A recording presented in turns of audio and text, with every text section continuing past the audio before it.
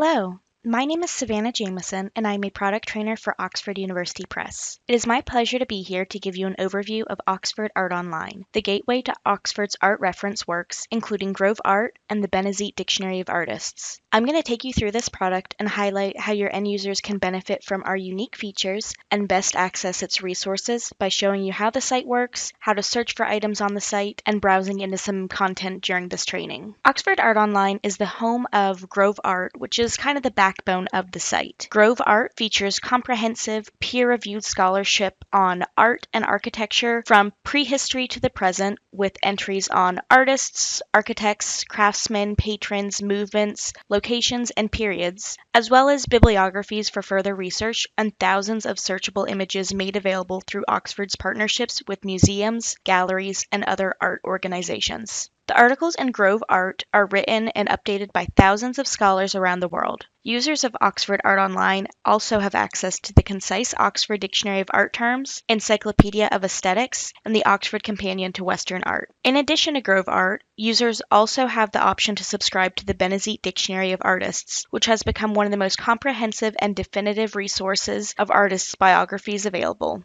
Revered for its broad scope and its excellent coverage of European artists, Benezit's distinguishing features include its entries on obscure artists, historic auction records, and over 11,000 images of artists' signatures, monograms, and stamps of sale.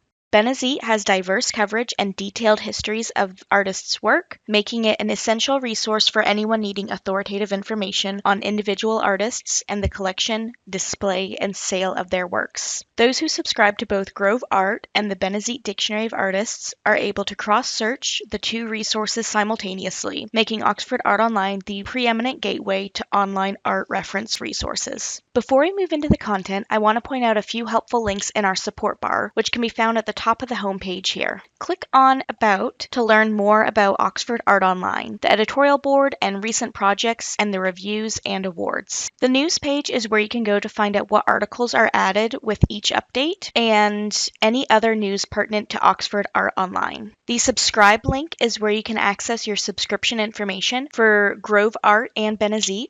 The customer services page is where users can find answers to our most frequently asked questions, get technical support, download MARC records, and access Counter5 reports for your institution. In addition, you can download promotional materials for your institution from this page. This link brings users to our library and resource center, where you can get customizable posters, bookmarks, shelf tags, and more. The Tools and Resources page offers free resources to be used for research and teaching, created by scholars and specialists for Oxford Art Online. These resources include museum collection guides, subject guides to major areas of the field, teaching resources for educators developed in partnership with the Museum of Modern Art, timelines of world art, podcasts and interviews, an audio pronunciation guide, Italian Renaissance learning resources, and abbreviations list. We will come back to look at a few of these more closely towards the end of the training. Lastly, at the very end of the support bar is where a user can log into their personal profile. Anybody at your institution can create a profile. They just need an email and password, and this is where they can store articles, searches, and annotations they want to keep coming back to. If you use a group of articles as assigned materials for a course you teach, you can gather and save them here. Now let's go back to our home page. You can always return to the main page by clicking the Oxford Art Online logo in the top left corner. In the middle of the page, you'll find featured content as well as update information. Scrolling down a bit, there are various links to content that can be found across the site. Lastly, at the bottom of the homepage is the most recent site updates, and if you're interested in signing up for the Oxford RSS feed, you can do so here. The first and perhaps the simplest avenue to start your research is through the browse bar. At the top left of the page, under the Oxford Art Online logo, is the browse bar with 6 main categories: field, medium, era, region, place type, and occupation. You will notice as I click on each one of these, subcategories appear below. Let's start by clicking Browse All, which will literally bring up all content on the entire site alphabetically. Over on the left side are advanced search options. You can modify your search by adding a term and can specify if the term is an author, heading, etc. In addition, you can also filter by format, type, place type, collection, life event, field, medium, era, region or country, occupation, publication date, or availability, which you might notice many are the same category we see across our browse bar. The number in parentheses next to each filter is the number of search results clicking that item will give you. In addition, if there's a small arrow next to a filter, that means there are subcategories that can be viewed by clicking the arrow. The results are sorted alphabetically as a default, but you can also sort by author or editor or publication date. Each result will have the title, online publication date, and collection. Note that the online publication date shows when an article was first published online, not the date of subsequent revisions and updates. Now let's say I want to narrow down this number of results, so rather than browsing all content, I'm going to click into Medium and then Art Markets. The results are organized just the same as when we browsed into all content. There's just less to sort through. I do still have the same filtering options on the left side if I want to narrow my search even further. For now, I'm just going to scroll down a bit and click into Art Market by Bruce Tattersall and Natasha Deegan, which is within the Grove Art collection. At the top of each entry are the options to view the article as a PDF, save, cite, email, or share via social media. On the left side is the table of contents for the article, so we can easily navigate to each section. Images in an article can be opened in a new tab for a larger view. At the top of the page, you'll also notice where you can click from article to images to view all images from the article in one place. As you scroll through the article, any word, sentence, or paragraph that you want to make sure to remember, simply click and highlight the text, and the annotate box appears. Once you click on that, you can make a note up to 500 characters, and then the text will be highlighted yellow anytime you visit the article. The yellow highlighting also appears in the PDF view. All annotations are stored in the person's personal profile.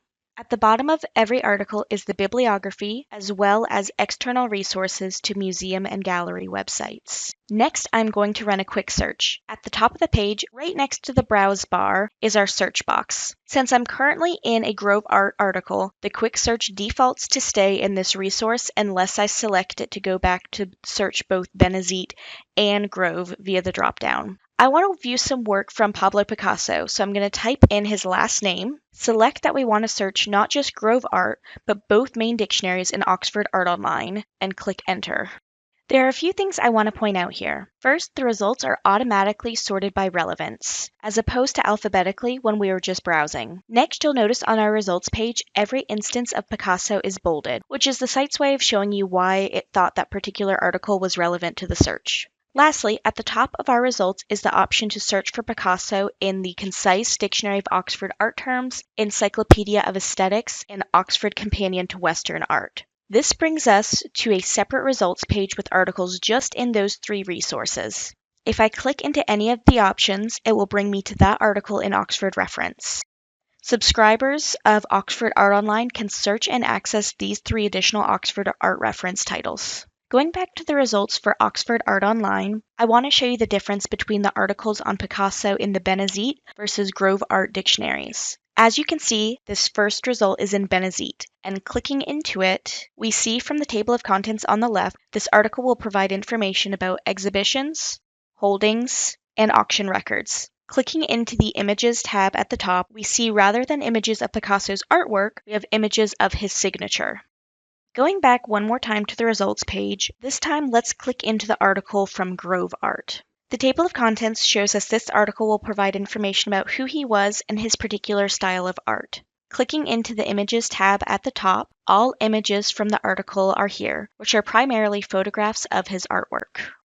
Next, I want to circle back to the Tools and Resources page in the support bar that I mentioned towards the beginning of the training. This page has free resources to be used for research and teaching created by scholars and specialists for Oxford Art Online. I want to go into a few of these just so you see the kind of information that is ready at your fingertips. Subject Guides highlights essays, biographies, and images in popular areas of study. There are general overviews as well as specialized guides in a variety of subjects.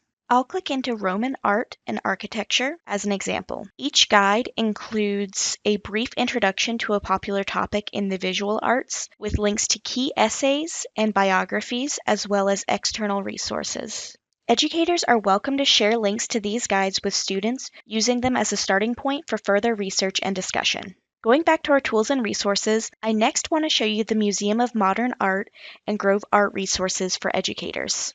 The units explore artistic developments and movements in their social and historical contexts and are tailored to school curricula, with particular application to visual art, history, and language arts. The first 8 units are organized chronologically around the theme of modern art and ideas, while 3 final units focus on photography, Louis Kahn, and Picasso.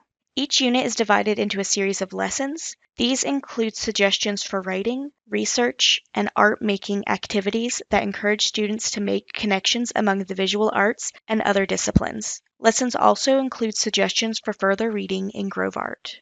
Lastly, I want to go back to our tools and resources and go to the timelines of world art. The timelines feature brief summaries of important events in the visual arts. I'm going to click into Europe as an example. And as I scroll through the history, if there is something I want to learn more about, all I have to do is click Read More at the end of the summary, and it brings me directly to the Grove Art article about that topic. That concludes the training demo for Oxford Art Online. I hope you can see that the site is easy to use, fundamental to the research journey, and is a great access point for art reference.